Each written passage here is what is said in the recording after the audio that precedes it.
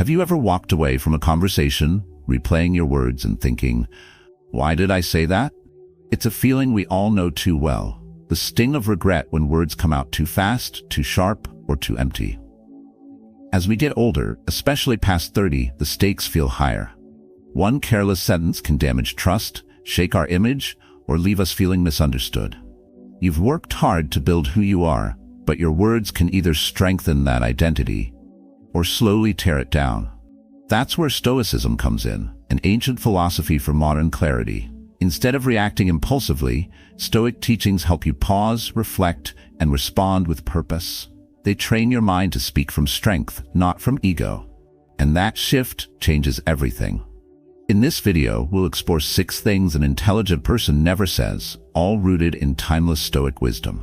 From avoiding empty promises to refraining from useless complaints, every insight will help you sharpen your communication and master yourself in the process. Let's begin. Number 1. Don't deny your mistakes. Have you ever made a mistake, big or small, and instantly felt the urge to cover it up, explain it away, or quietly pretend it didn't happen? You're not alone. We've all been there. There's something deeply uncomfortable about admitting we were wrong, especially when we're expected to be the strong one, the leader, the example. And yet, that discomfort is exactly where growth begins. The Stoics taught that strength is not found in appearing flawless. It's found in being honest with ourselves. Bookmark: admitting a mistake doesn't weaken you, it liberates you. When we make a mistake, our ego immediately steps in with a defense. It wasn't really my fault. But what does Stoicism teach us? Epictetus said, if you want to improve, be content to be thought foolish and stupid. Why? Because self-growth starts when we let go of the need to look perfect and embrace the truth instead. Mistakes are not failures, they're mirrors. They reflect where we still need to grow, where our attention slipped, or where our judgment faltered. Own what's yours, and let go of what's not. Stoicism teaches us to focus only on what we can control. Can you control the past? No. But can you control your reaction to it? Absolutely. By taking responsibility for our actions, and only our actions, we reclaim our power. Blame shifts our energy outward. Ownership pulls it back where it belongs, within. Let's say you missed an important deadline at work. You could blame the chaotic schedule, your inbox, or your coworker who didn't reply in time. Or you could say, I didn't manage my time well enough. I'll fix that. See the difference? One keeps you trapped. The other moves you forward. Imagine leading a project and realizing too late that you overlooked a key detail. The whole team feels the effects and upper management isn't happy. What's your instinct? Defend? Excuse? Stay quiet? Or do you own it? You stand up in the next meeting and say, that oversight was on me. Here's how I'll fix it. The room is silent, then someone nods. That's not weakness. That's leadership. That's respect earned the hard way. Bookmark D25V2. Mistakes are like thunderstorms. You can't outrun them, but you can choose how you walk through them. If you keep pretending the clouds aren't there, you get soaked without a plan. If you accept the storm and prepare for it, you walk with intention. That's Stoicism in action, choosing presence over avoidance. Marcus Aurelius wrote, if someone can prove me wrong and show me my mistake, I will gladly change. I seek the truth, which never harmed anyone. This mindset made him a philosopher king. It can also make us more human, more grounded, more real. Think about it. When was the last time you truly respected someone who always had an excuse? Have you ever caught yourself reacting defensively when called out? It's okay. That's human. But Stoicism offers you a better path, one of self-awareness and calm responsibility. You don't have to fear your flaws. You only have to face them. And in doing so, you become someone others trust and someone you yourself can be proud of. Denying your mistakes delays your growth. Owning them accelerates it. Here are 3 things you can start doing today. 1. When you make a mistake, say it out loud, even if it's just to yourself. Naming it disarms it. It's the first step toward taking control. 2. Ask this question after any misstep. What was within my control here? It trains your mind to focus on responsibility, not excuses, just as the Stoics did. 3. Long-term habit. Journal your mistakes without judgment. Each night, write down one thing you could have done better. Don't criticize, observe. Over time, you'll develop the kind of self-honesty that makes real resilience possible. Next time you mess up, and you will, because you're human, ask yourself, will I let my ego hide the truth, or will I have the strength to face it? That moment might be uncomfortable, but it will also be the most powerful part of your day. Number 2. Never dismiss others' opinions. It happened in a meeting like any other. A colleague, quiet but thoughtful, raised their hand and suggested a new way to streamline the team's workflow. Before they could even finish explaining, I interrupted. We've tried that before. It won't work. The room went silent. No one argued, but they also didn't speak again. I brushed it off at the time, thinking I'd saved everyone from wasting time. But later, a trusted team member pulled me aside and said, "That idea wasn't bad. You might have shut down something valuable." It hit me harder than I expected. Not because I was wrong, but because I had closed a door without even checking what was behind it. Dismissiveness doesn't show strength, it reveals fear. When we instantly reject someone's idea, what are we really doing? We're protecting our ego. We're clinging to our sense of superiority, believing we already know what's best. But Stoicism teaches us something very different. You cannot learn what you think you already know. Marcus Aurelius. Openness is not weakness. Openness is strength. The strength to admit there may be something we haven't yet seen, understood, or thought of. What would a Stoic do in that moment? They would pause. They would listen. Not because they agree, but because they understand the value of another perspective. They would remind themselves that no matter how much experience they have, they don't hold a monopoly on truth. That's what I began to practice. Instead of guarding my opinions like territory, I started asking myself, what might I learn from this person's view? It changed the energy of every room I entered. People began to open up more, share more freely, not because I had all the answers, but because they knew I was actually listening. Not long after that wake-up call, another idea came up in a meeting, one I normally would have dismissed on the spot. Instead, I leaned in. I asked questions. I said, "Tell me more. What do you think it would look like in practice?" That one moment of openness led to a solution we'd been missing for months. Not perfect, but creative. Not obvious, but effective. And more importantly, the team felt heard, respected, motivated. Bookmark. A Stoic never stops being a student. The great Stoic philosopher Seneca wrote, "Even the wisest can learn from a fool." Why? Because the act of listening isn't about agreeing. It's about understanding. And sometimes, understanding reveals something valuable, even if the idea itself isn't used. Think of a conversation like a window. If you rush to close it every time a breeze feels unfamiliar, you'll never feel fresh air again. Listening, even briefly, lets new air in. Sometimes it changes nothing. Sometimes it changes everything.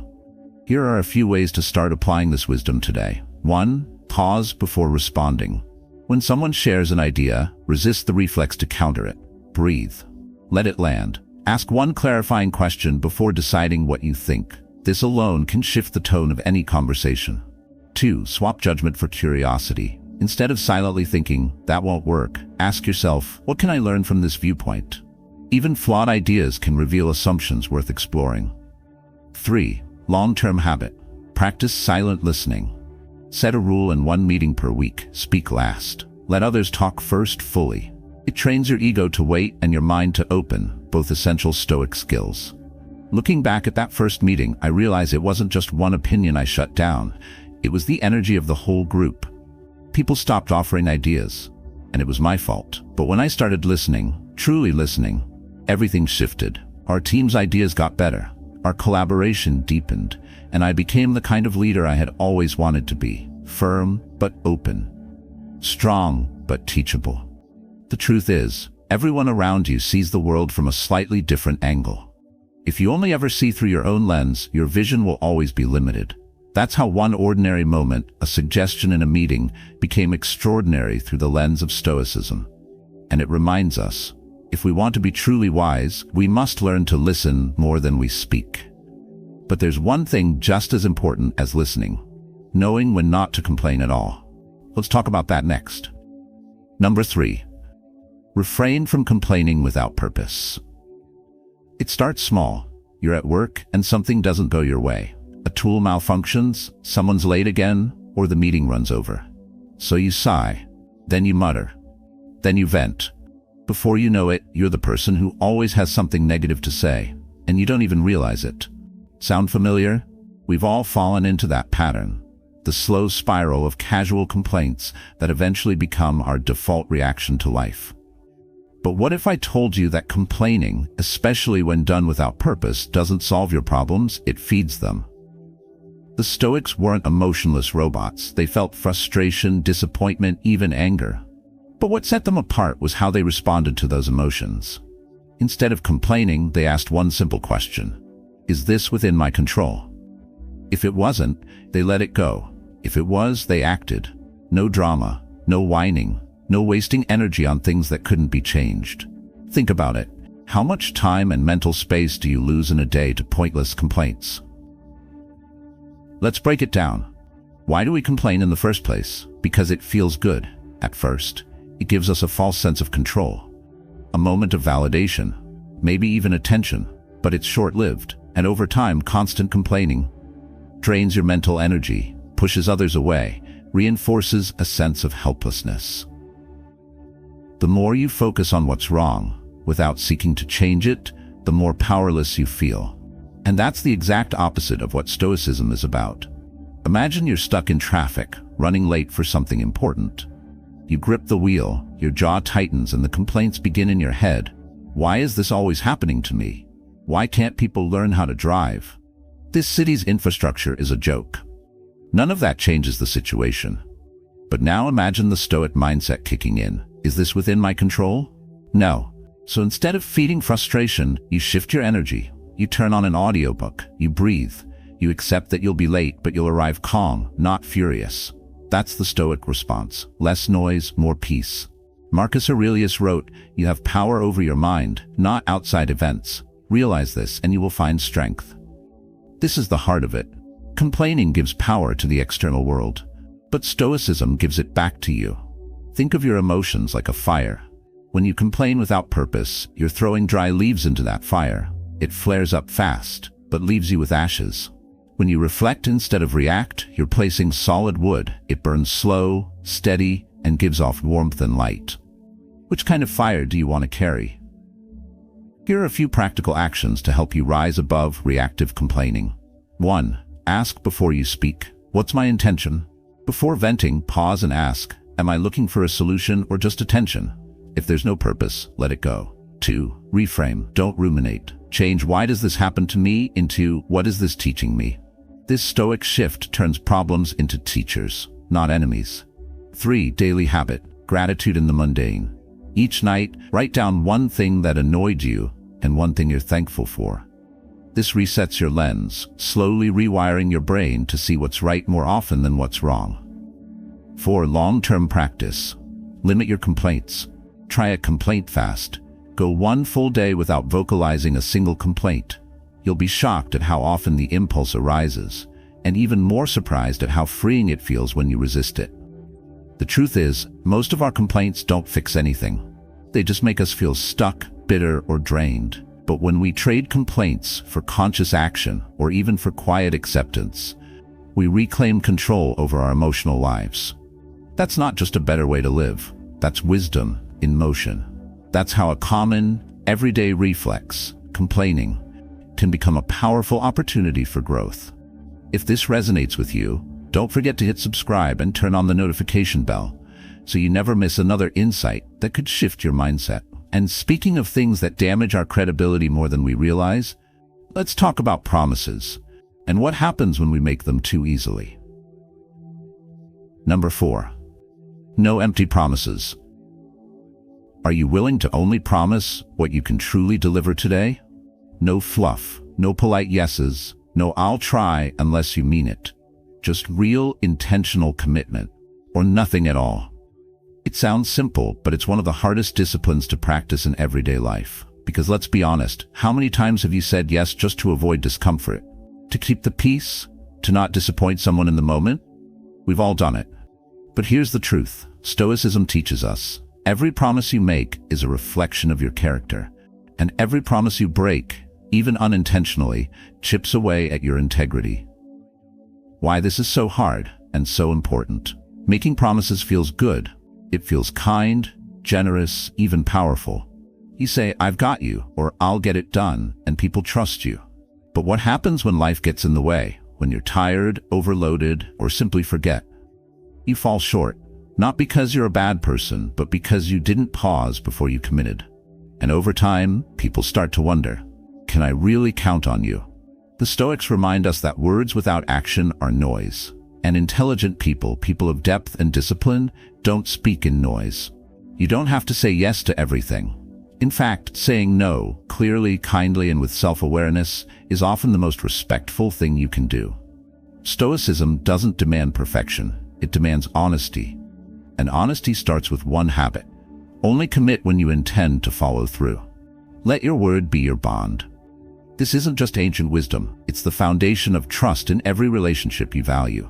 There was a man, mid-career, respected, driven, who always wanted to be helpful. He'd say yes to colleagues, yes to family, yes to friends. It made him feel reliable until the consequences caught up. Missed deadlines, canceled dinners, silent resentment. His reputation quietly shifted from dependable to flaky. He realized something powerful. I was making promises to please people in the moment, but disappointing them in the long run. So he changed. He started pausing before every yes.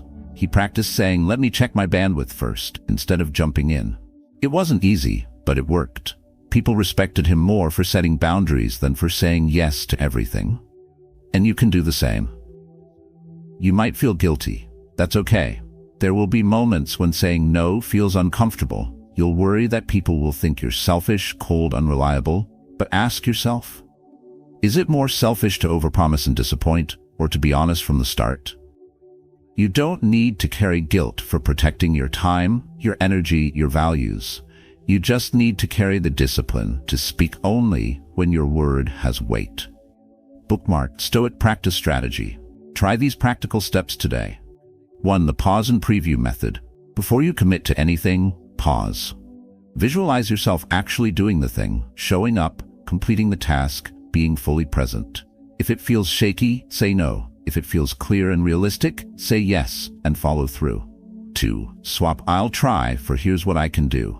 Vague commitments breed uncertainty. Be specific and transparent. That builds trust.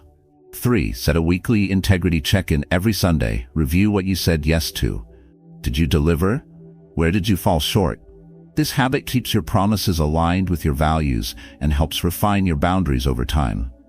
4. Long-term mindset. Build a reputation for reliability, not likability. When people know your word means something, they won't expect constant yeses. They'll respect your clarity. And you'll respect yourself more too. You're already becoming the kind of person people trust. Think about it. Today, you're one promise stronger than yesterday. And that's no small thing.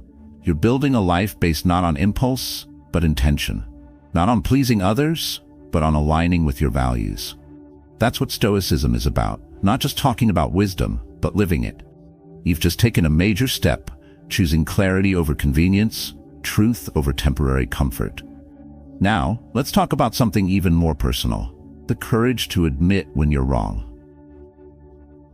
Number 5. Avoid boasting about knowledge. Stoicism is not just a philosophy, it's a framework for self-mastery. It teaches us that true strength lies not in how much we know, but in how we carry what we know. And that begins with one of the hardest disciplines, humility.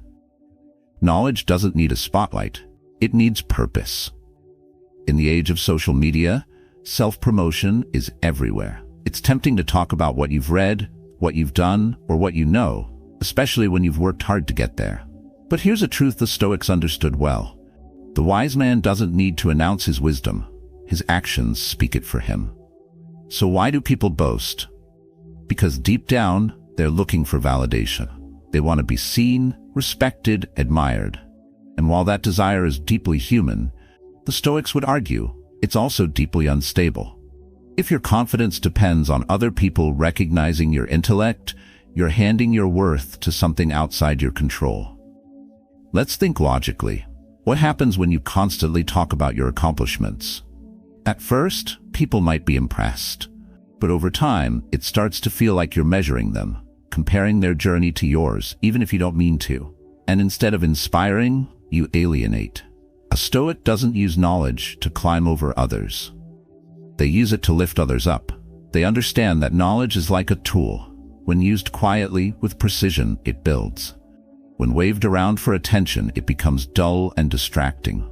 Think of someone at work who always seems calm, focused, and capable, yet rarely speaks about their qualifications.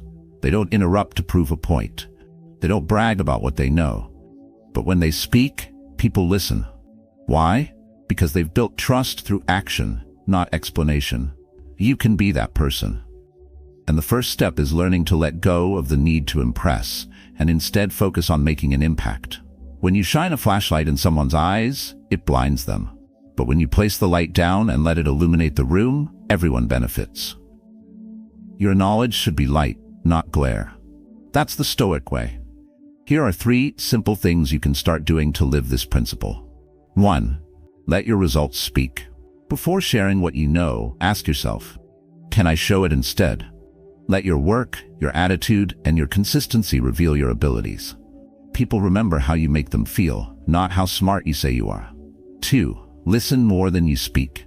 In every conversation, aim to understand first.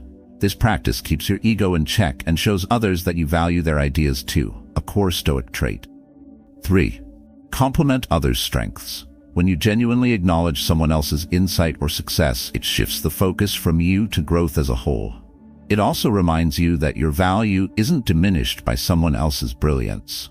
Long-term habit. Build a humility journal. Each week, write down a moment when you resisted the urge to brag and what you did instead.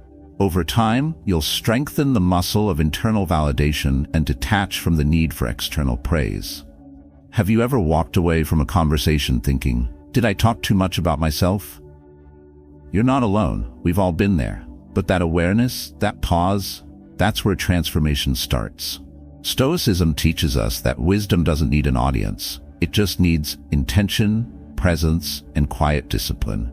You don't have to prove how much you know. You only have to live in a way that shows it. That's real intelligence. That's strength without noise. Now that we've seen the power of quiet humility, let's explore another subtle habit that undermines self-mastery. One that has less to do with what we say and more to do with what we share too soon. Number 6. Don't overshare future plans. A few months ago, a friend of mine posted a big announcement on social media. He was going to start his own company. "This is it," he wrote. "Everything changes from today. I've been planning this for years. Get ready." The likes and comments came pouring in. "So proud of you. Can't wait to see what you build." He felt on top of the world. But 6 months later, the company hadn't launched. He had quietly abandoned the idea. And now, every time someone asked about it, he felt embarrassed, even ashamed. Sound familiar? We've all done this in one form or another. Shared a goal too early, promised a transformation before it was real, or talked about plans we hadn't yet committed to. And while it feels exciting in the moment, the Stoics would say, be careful. That excitement can cost you your discipline.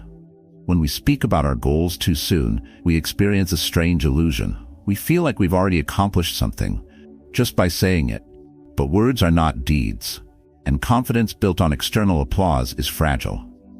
The Stoics taught that real power comes from silence and focus. Don't explain your philosophy, embody it. Epictetus. In other words, don't talk about what you plan to do. Do it first, then let the results speak. Let's look at what typically happens when we overshare plans. We feel a rush of validation. Our brain rewards us as if the task were already complete. We let our guard down, and often motivation fades. Now compare that to the Stoic approach. Keep your goal private.